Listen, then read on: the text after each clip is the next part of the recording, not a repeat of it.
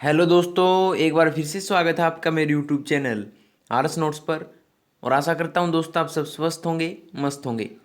दोस्तों आपका रीट का एग्जाम होने जा रहा है, जिसमें आपके लिए हम एक मोस्ट इम्पोर्टेंट मॉक टेस्ट दोस्तों लेके आए हैं, जिसमें आपको बाल मनोविज्ञान और पर्यावरण अध्ययन के मोस्ट इम्पोर्टेंट क्वेश्चन दोस्तों इस वीडियो में मिलेंगे। दोस्तों ये प्रश्न जो होंगे वो लेवल 1 के लिए होंगे। आप साथ ही साथ जवाब भी दे देते चलिएगा दोस्तों, और अंत में कमेंट करके बताएगा कि आपके 60 में से दोस्तों कितने जवाब सही मिले। अपनी तैयारी पर रखिए दोस्तों, तो आप वीडियो के साथ अंत तक जुड़े रहिएगा। आइए दोस्तों बाल मनोविज्ञान के प्रश्नों से शुरू करें। पहला है, बाल विकास इनका अध्ययन है। बाल विकास जो है किनका अध्ययन है दोस्तों? आपके सामने चार ऑप्शंस हैं। तो ये दोस्तों बालकों के विकास के विभिन्न पहलुओं का, बालकों के व्यवहारों का और विकास को प्रभावित करने वाले तत्वों का, तीनों का ही दोस्तों बाल विकास अध्ययन है। तो उपरोक्त सभी का ऑप्शन डी दोस्तों इसका जवाब होगा।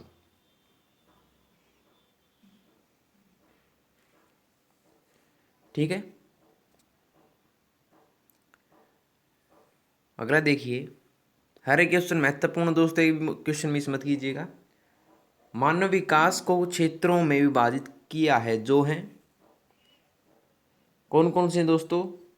मानव विकास को किन क्षेत्रों में विभाजित किया गया है?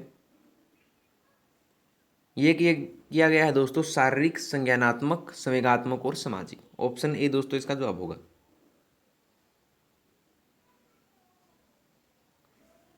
ठीक है, अगला देखिए कि हस्तशिल्प की शिक्षा किसको दी जानी चाहिए। हस्तशिल्प की शिक्षा जो है दोस्तों किसको दी जानी चाहिए? ये दी जानी चाहिए दोस्तों पिछड़े बालकों को। ऑप्शन बी दोस्तों इसका जवाब होगा, जिससे वह अपना गुजर बसर कर सकें। इसी कारण से जो है पिछड़े बालकों को हस्तशिल्प की शिक्षा दी जानी चाहिए। ठीक है, अगला है, निम्नलिखित में से कौन व्यक्तित्व का प्रक्षेपी परीक्षण कार्य नहीं है? नहीं आएगा दोस्तों, यहाँ पे नहीं है। निम्नलिखित में से कौन व्यक्तित्व का प्रक्षेपी परीक्षण कार्य नहीं है दोस्तों? तो कौन सा नहीं है? ये नहीं है दोस्तों 16 PF परीक्षण। ऑप्शन डी दोस्तों इसका जवाब होगा।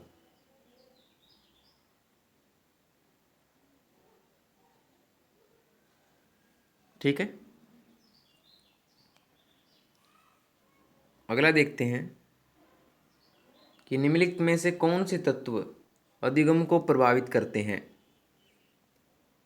अधिगम को प्रभावित करने वाले में बताना है दोस्तों कौन से होंगे। तो ये होंगे शिक्षार्थी का उत्प्रेरण, शिक्षार्थी की परिपक्वता, शिक्षण युक्तियाँ और शिक्षार्थी का शारीरिक और संवेगात्मक स्वास्थ्य। चारों ही दोस्तों ये अधिगम को प्रभावित करते हैं। तो ऑप्शन बी इसका जवाब होगा दोस्तों, 1, 2, 3 और 4।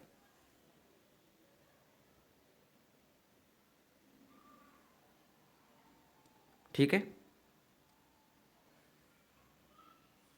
अगला देखिए कि निम्नलिखित में से कौन सा विकास उत्तर बाल्यावस्था के लिए उपयुक्त नहीं है।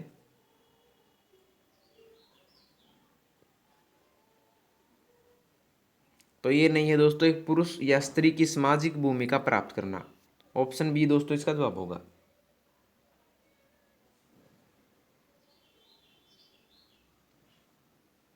ठीक है,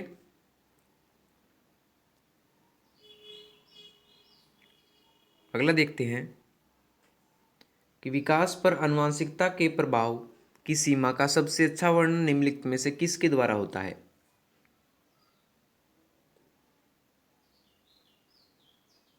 किसके द्वारा होता है दोस्तों? ये होता है, आनुवंशिकता निर्धारित करती है कि किसी को कितना विकसित किया जा सकता है।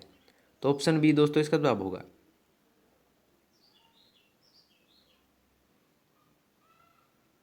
ठीक है,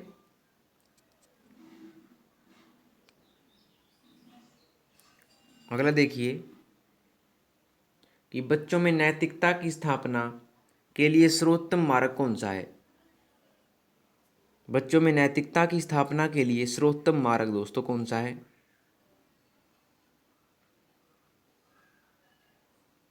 याद रखिए दोस्तों, ये है शिक्षक का आदर्श रूप में व्यवहार करना। ऑप्शन बी दोस्तों इसका जवाब होगा।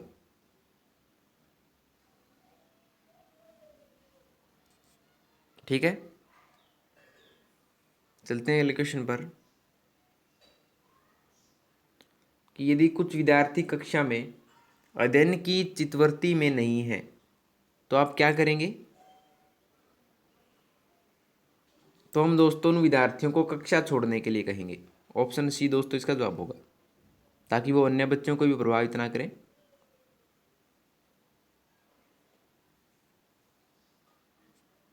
ठीक है,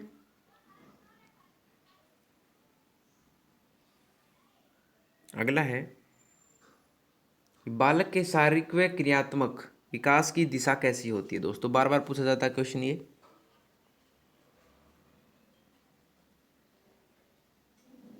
ये होती है दोस्तों सिर से पैर तथा शरीर के मध्य से बाहर की ओर। ऑप्शन बी दोस्तों इसका जवाब होगा।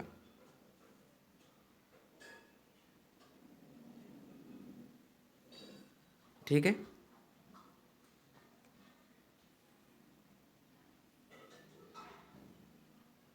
अगला निम्नलिखित में से कौन से युग्म के सही होने की संभावना सबसे कम है। तो कौन से युग्म की सही संभावना सबसे कम है दोस्तों सही होने की? तो दोस्तों पहला तो ठीक है, भाषा और विचार प्रारंभ में दो भिन्न गतिविधियां, वो की बात है दोस्तों, बिल्कुल ठीक बात है। अगला भाषा विचार पर आधारित है, ये भी ठीक है दोस्तों, पियाजे ने कहा। बच्चे भाषा के बारे में जो है निश्चित ज्ञान के साथ प्रवेश करते, चुमस्की ने कहा दोस्तों। लेकिन सी दोस्तों इसका जवाब नहीं होगा कि भाषा वातावरण में एक उद्दीपक है। ये बात B.F. स्किनर ने नहीं की थी दोस्तों। B.F. स्किनर ने जो है क्रिया प्रसूत अनुबंधन सिद्धांत दिया था, न कि भाषा वातावरण में उद्दीपक का सिद्धांत। तो ऑप्शन सी ये कथन सही नहीं है दोस्तों, मिलान सही नहीं है। ऑप्शन सी इसका जवाब होगा।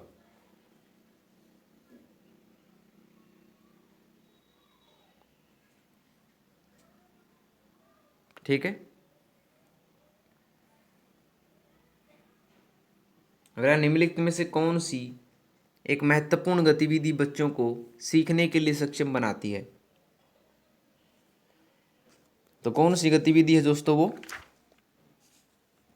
ये है संवाद। ऑप्शन ए दोस्तों इसका जवाब होगा।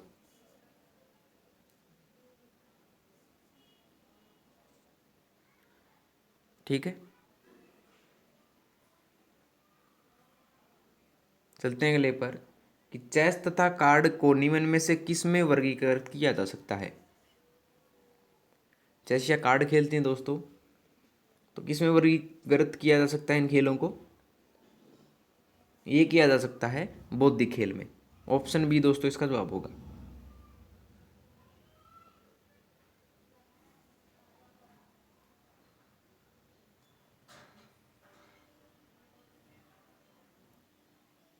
अगला है बच्चों की रुचि बनाए रखने के लिए आप कौन सी विधि का चयन करेंगे।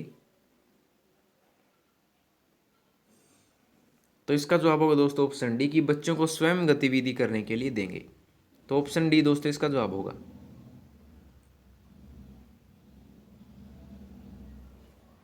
ठीक है,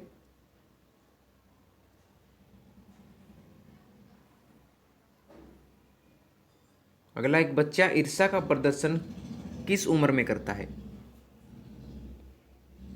एक बच्चा ईर्ष्या का प्रदर्शन किस उम्र में करता है दोस्तों?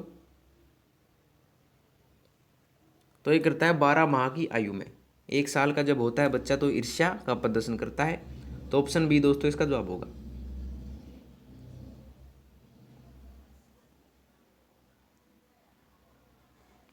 ठीक है, अगला प्रभावी एवं सफल नेतृत्व का आधार क्या है। प्रभावी एवं सफल नेतृत्व का आधार है दोस्तों ये है संपूर्ण समूह का हित। ऑप्शन बी दोस्तों इसका जवाब होगा।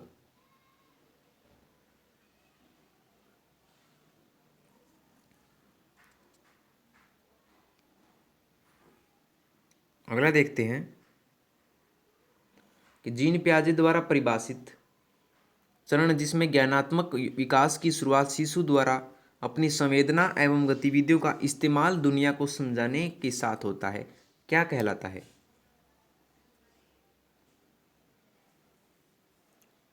क्या कहेंगे दोस्तों? जब संवेदना आ जाए तो हम लिखेंगे संवेदी मोटर अवस्था, उसको कहा जाता है। ऑप्शन ए दोस्तों।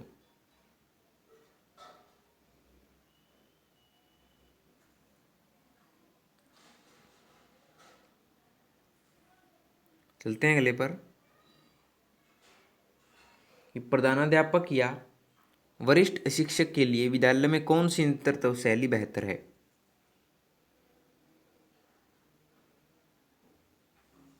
तो ये है दोस्तों प्रजातांत्रिक नेतृत्व। ऑप्शन बी इसका जवाब होगा।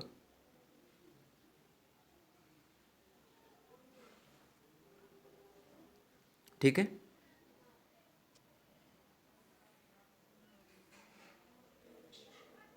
अगला, संज्ञानात्मक विकास में वंशानुक्रम निर्धारित करता है, क्या करता है वंशानुक्रम निर्धारित संज्ञानात्मक विकास में? ये निर्धारित करता है दोस्तों मस्तिष्क जैसी शारीरिक संरचना के मूलभूत स्वभाव को। ऑप्शन ए दोस्तों इसका जवाब होगा।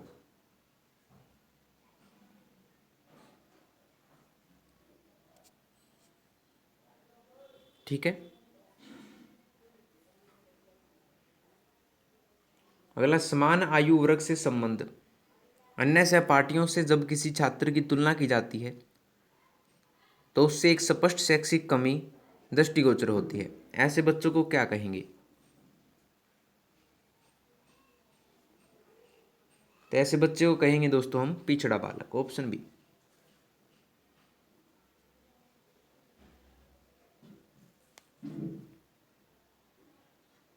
ठीक है।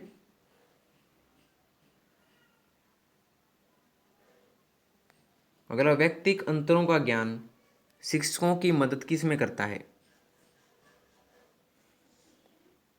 व्यक्तिक अंतरों का ज्ञान शिक्षकों की मदद दोस्तों वो करता है। Option D.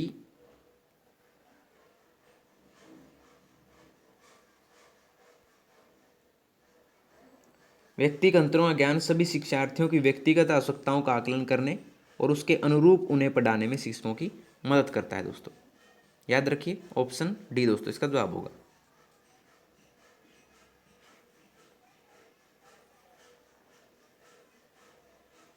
अगला, शिक्षा में फ्रोबेल का महत्वपूर्ण योगदान था किसका विकास करना?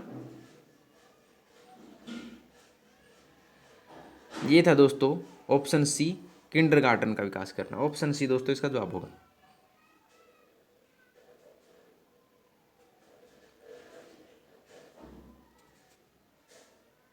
ठीक है। अगला, अधिगम एवं परिपक्वता के संबंध में निम्न में से कौन सा कथन सही है?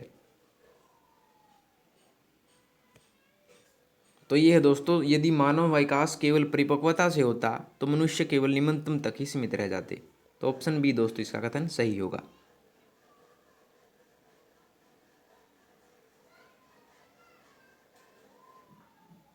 ठीक है।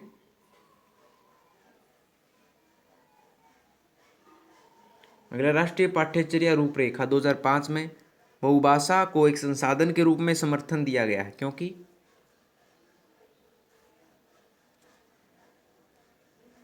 क्योंकि दोस्तों इससे भाषागत पृष्ठभूमि की के कारण कोई भी बालक पीछे न छूट जाए। यह एक तरीका है जिसमें प्रत्येक बालक सुरक्षित महसूस करे और यह बालकों को अपने पर विश्वास के लिए प्रोत्साहन देगा। तो दोस्तों ऑप्शन तीनों ही जिसके सही हैं, तो सभी ऑप्शन डी दोस्तों इसका जवाब होगा।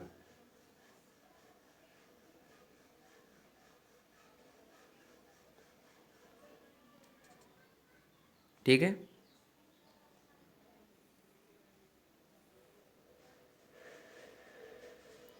अगला, आवश्यकता की दो मुख्य प्रेरक श्रेणियां कौन कौन सी हैं? आवश्यकता की दो मुख्य प्रेरक श्रेणियां हैं दोस्तों, ये हैं ऑप्शन सी आंतरिक और बाह्य। ऑप्शन सी दोस्तों इसका जवाब होगा।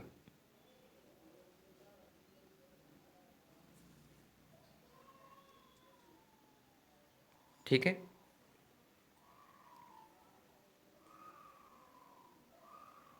अगला, सतत एवं व्यापक मूल्यांकन से तात्पर्य क्या है?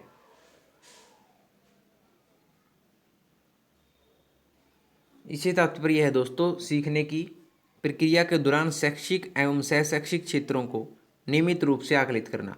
ऑप्शन बी दोस्तों इसका सही जवाब है।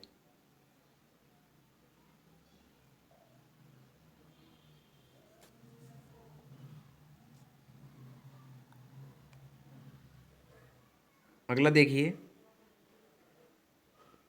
कि निम्नलिखित में से कौन सी मानसिक विकास संबंधी विशेषता नहीं है।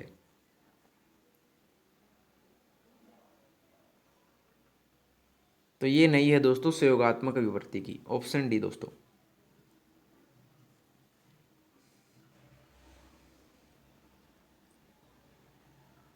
ठीक है।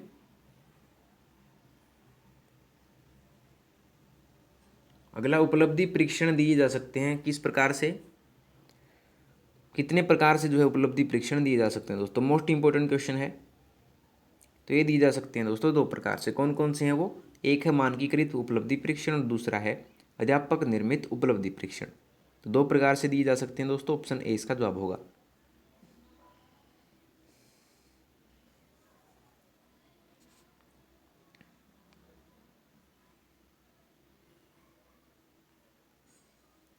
अगला कार्य को प्रारंभ करने, जारी रखने और नियमित करने की प्रक्रिया क्या कहलाती है। तो उसे हम कहेंगे दोस्तों प्रेरणा, ऑप्शन ए।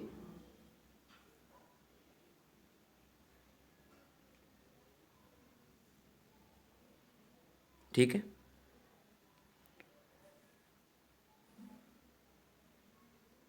अगला इनमें से किन का नाम सुजनन शास्त्र के पिता से जुड़ा हुआ है, मोस्ट इंपॉर्टेंट है दोस्तों।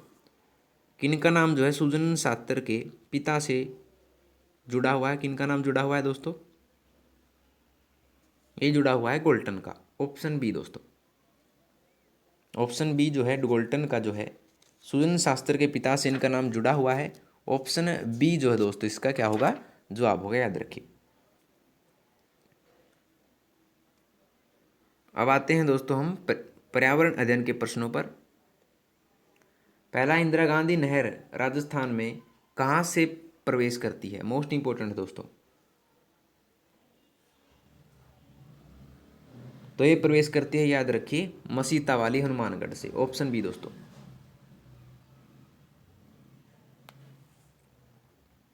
ठीक है।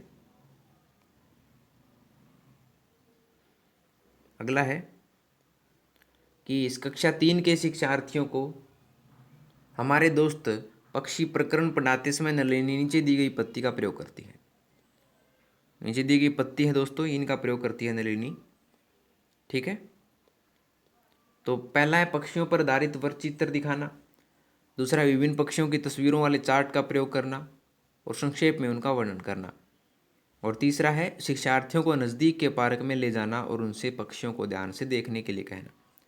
तो नलिनी किस प्रकार के प्रयोजन के लिए सीखने के विभिन्न उपागमों का प्रयोग कर रही है। तो किस प्रकार से कर रही है दोस्तों, ये कर रही है ऑप्शन ए बहुबुद्धि वाले शिक्षार्थियों की विभिन्न आवश्यकताओं को पूरा करना, ऑप्शन ए दोस्तों इसका सही जवाब है।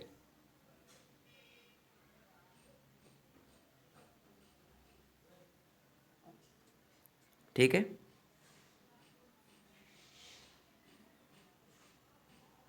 अगला, वृक्ष संरक्षण की अवधारणा के बारे में शिक्षार्थियों को संवेदनशील बनाने के लिए गुंजन निम्नलिखित क्रियाकलापों का आयोजन करती है। क्रियाकलाप कौन कौन से देखती, पहला है दोस्तों प्रत्येक शिक्षार्थी को इस बात के लिए प्रोत्साहित करना कि वे एक एक वृक्ष को अपनाएं और उसकी देखभाल करें। ठीक है। दूसरा है वन संरक्षण पर वाद विवाद प्रतियोगिता का आयोजन करना। तीसरा है वृक्षों पर आधारित पोस्ट निर्माण संबंधी प्रतियोगिता का आयोजन करना, और चौथा है शिक्षार्थियों को कटी लकड़ियों के भंडार दिखाना। तो वांछित उद्देश्यों को प्राप्त करने में ऊपर दी गई गतिविधियों में से कौन सी सबसे कम प्रभावी होगी, सबसे कम प्रभावी कौन सी होगी दोस्तों, तो ये होगा ऑप्शन फोर्थ कि शिक्षार्थियों को कटी लकड़ियों के भंडार दिखाना। तो कौन सा होगा, ऑप्शन सी, यानी कि ऑप्शन सी इसका जवाब होगा दोस्तों।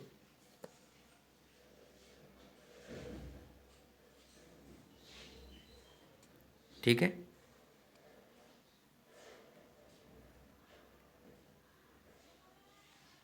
अगला, आंचल अपनी कक्षा में 5 में पर्यावरण अध्ययन की कक्षा में अक्सर गहन जांच पड़ताल वाले और कल्पनापरक प्रश्न पूछती है। उसके द्वारा इस प्रकार के प्रश्न पूछने का उद्देश्य किस में सुधार करना है? तो ये दोस्तों चिंतन कौशलों में सुधार करना, ऑप्शन बी दोस्तों। उसका उद्देश्य क्या है? चिंतन कौशलों में सुधार करना।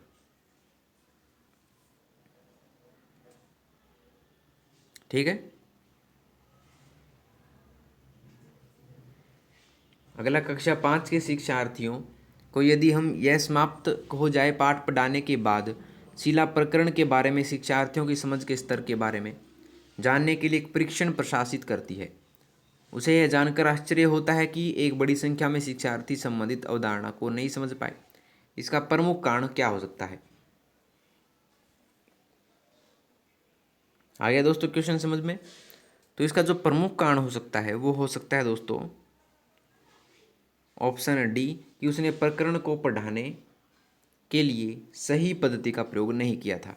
तो ऑप्शन डी दोस्तों इसका जवाब होगा।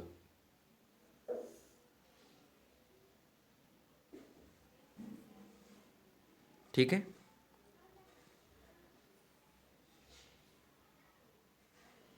अगला कक्षा 5 की पर्यावरण अध्ययन की पाठ्य पुस्तक के एक पाठ में सर्वेक्षण और लेखन पर एक भाग का मुख्य उद्देश्य क्या है?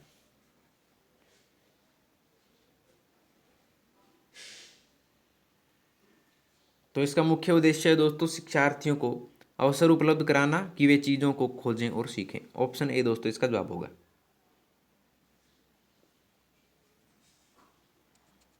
ठीक है।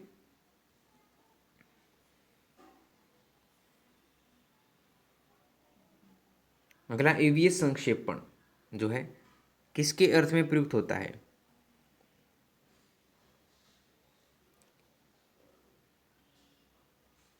ये होता है दोस्तों option C, environmental studies. Option C दोस्तों।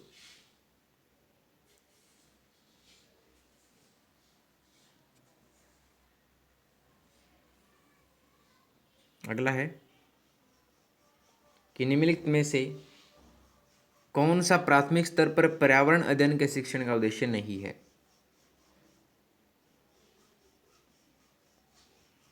तो ये नहीं दोस्तों, शिक्षक कक्षा कक्ष में कड़े अनुशासन को सुनिश्चित करे।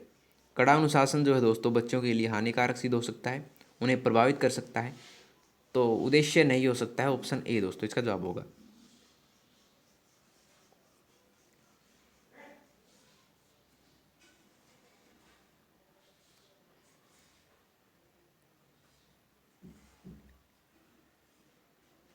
अगला, निम्नलिखित में से कौन सा वृक्ष जैविक कीटनाशक का उत्पादक है?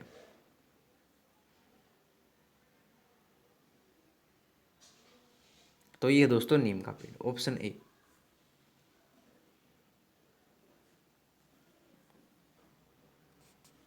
ठीक है।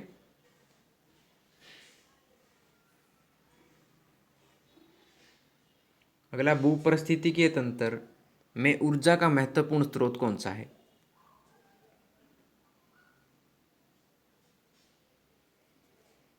तो ये दोस्तों सूर्य। Option A.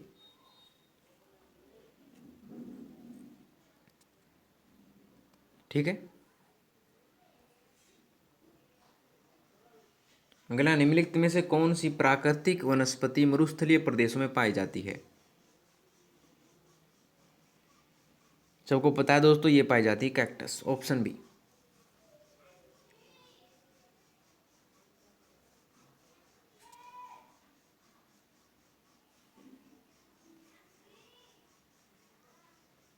अगला, कोटा जिले की हरिश्चंद्र सागर बांध परियोजना किस नदी पर निर्मित है?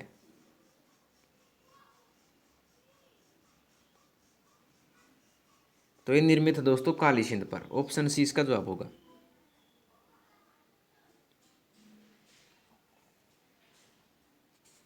ठीक है।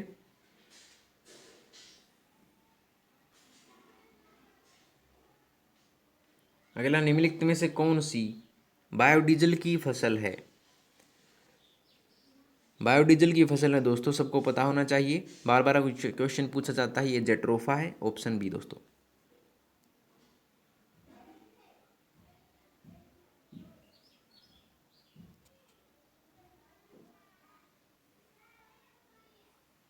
अगला है कि पर्यावरण संरक्षण अधिनियम किस वर्ष पारित हुआ था? तो ये हुआ था दोस्तों 1986 में, याद रखिए ऑप्शन बी दोस्तों।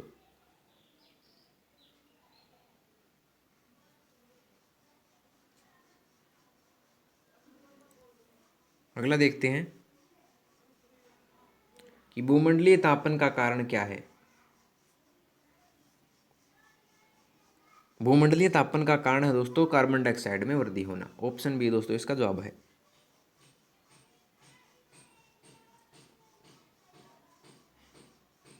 ठीक है। अगला, निम्नलिखित में से किसमें सर्वाधिक जैव विविधता पाई जाती है?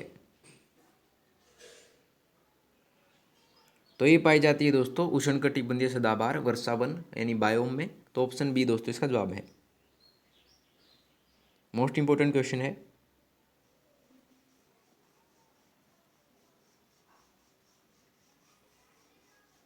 अगला होगा देखिए कि निम्न में से किस मृदा का निर्माण लावा द्वारा होता है?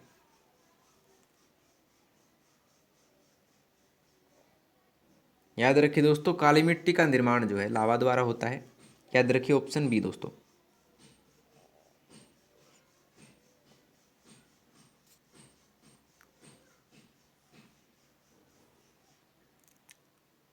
अगला, वायुमंडलीय कौन सी परत प्रकाश की पराबैंगनी किरणों को पृथ्वी की सतह पर आने से रोकती है? तो ये रोकती है दोस्तों समताप मंडल। ऑप्शन ए इसका जवाब होगा।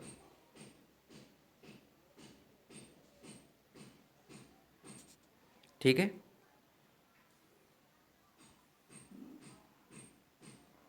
अगला, गंगा एक्शन प्लान को लाने के लिए का उद्देश्य निम्नलिखित में से किस सुधार हेतु है? तो इसमें जल की गुणवत्ता को सुधारने के लिए जो है गंगा एक्शन प्लान को चलाया गया है दोस्तों। ऑप्शन ए इसका जवाब होगा।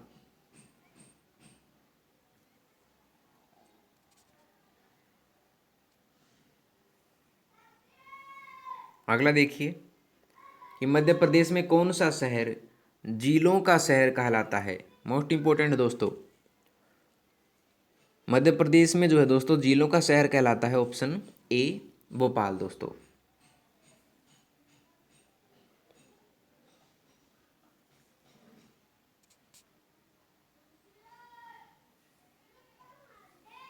अगला है कि शिक्षक की सबसे बहुमूल्य निधि उसकी क्या होती है? शिक्षक की सबसे बहुमूल्य निधि होती है दोस्तों छात्रों का विश्वास। ऑप्शन डी दोस्तों।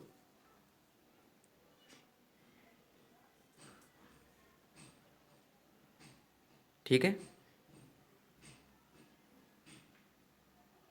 अगला दोस्तों एक तरफ कथन ए है। कथन ए क्या है? कृष्ण छिद्र एक ऐसा खगोलीय अस्तित्व है जिसे दूरबीन से देखा नहीं जा सकता। ठीक है। कारण है दोस्तों कि कृष्ण छिद्र पर गुरुत्वीय क्षेत्र इतना प्रबल होता है कि यह प्रकाश को भी बच निकलने नहीं देता। उपयुक्त वक्तव्यों के संदर्भ में निम्नलिखित में से कौन सा सही होगा? हमें जो है दोस्तों सही कथन बताना है। कौन सा सही होगा दोस्तों? ठीक है। तो देखिए कि कृष्ण छिद्र एक ऐसा खगोलीय अस्तित्व है जिसे दूरबीन से नहीं देखा जा सकता। बिल्कुल ठीक बात है दोस्तों। दूसरा है कृष्ण छिद्र पर गुरुत्वीय क्षेत्र इतना प्रबल होता है कि यह प्रकाश को भी बच निकलने नहीं देता। ये भी बात बिल्कुल ठीक है। तो ए और आर दोनों ठीक हैं दोस्तों, लेकिन जो आर है वो ए की सही व्याख्या करता है। ठीक है। इसी कारण से जो है ऑप्शन ए दोस्तों इसका जवाब होगा। याद रखिए ऑप्शन ए दोस्तों।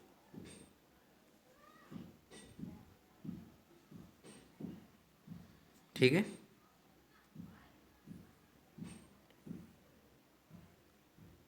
अगला, निम्नलिखित में से सबसे उपयुक्त शिक्षण विधि कौन सी है? यह है दोस्तों विचार गोष्ठी एवं कार्य योजना। ऑप्शन सी दोस्तों इसका जवाब होगा।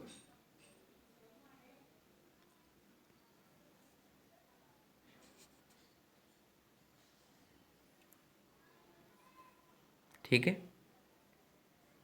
अगला, निम्नलिखित में से कौन सी गैस ग्रीन हाउस गैस नहीं है?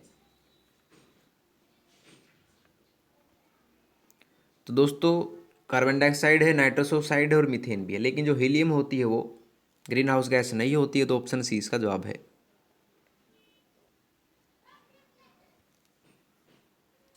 ठीक है।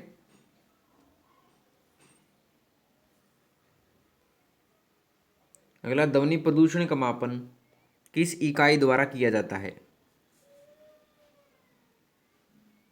तो एक किया जाता है दोस्तों डेसिबल, ऑप्शन बी दोस्तों इसका जवाब होगा।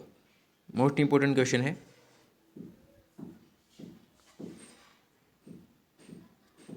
ठीक है। अगला, निम्न नदियों में से कौन सी नदी बंगाल की खाड़ी में गिरती है? तो ये गिरती है दोस्तों सुवर्णरेखा नदी, ऑप्शन बी दोस्तों इसका जवाब है। ताप्ती, नर्मदा और सिंधु जो हैं अरब सागर में गिरती हैं, लेकिन जो सुवर्णरेखा नदी है वो बंगाली खाड़ी में जाके गिरती है दोस्तों, याद रखिए।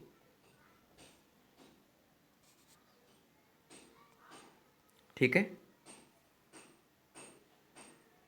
अगला, निम्न में से किस स्थलाकृति का निर्माण हिमानी द्वारा हुआ है?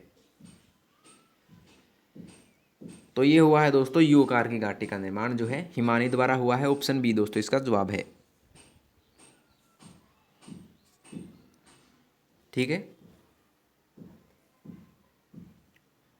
अगला है, नाकिस कक्षा 5 पर्यावरण विज्ञान शिक्षक द्वारा दिए गए कार्य को समय से प्रस्तुत नहीं करता है, अतः सबसे उपयुक्त सुधारात्मक उपाय क्या हो सकता है उसके लिए?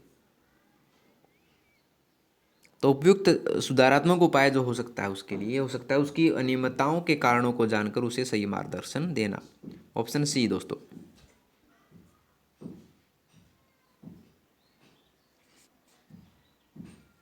ठीक है। अगला, ग्रीन मफलर किससे संबंधित है? याद रखिए दोस्तों, ग्रीन मफलर जो है आप क्या पता वायु प्रदूषण लगा दें, लेकिन जिसको वायु प्रदूषण नहीं होता है दोस्तों, ग्रीन मफलर संबंधित है किससे? ध्वनि प्रदूषण से दोस्तों, ऑप्शन सी। याद रखिए दोस्तों, ऑप्शन सी। और अंतिम क्वेश्चन है दोस्तों कि निम्न में से कौन सा सागर यूरोप को अफ्रीका से अलग करता है? तो ये करता है दोस्तों भूमध्य सागर, ऑप्शन डी दोस्तों इसका जवाब है। तो लीजिए दोस्तों, आपकी वीडियो होती है यहाँ पर कंप्लीट। आपके कितने जवाब सही मिले दोस्तों, आप वो संख्या कमेंट बॉक्स में डाल दीजिएगा। आपके 60 में से कितने जवाब सही हैं। और अगर आपको वीडियो पसंद आई हो तो वीडियो को लाइक शेयर कमेंट करके जरूर बता दीजिए। और आरएस नोट्स चैनल को सब्सक्राइब कर लीजिए दोस्तों। तो मिलते हैं आपसे अगली वीडियो में नए रोचक प्रश्नों के साथ, तब तक के लिए धन्यवाद दोस्तों।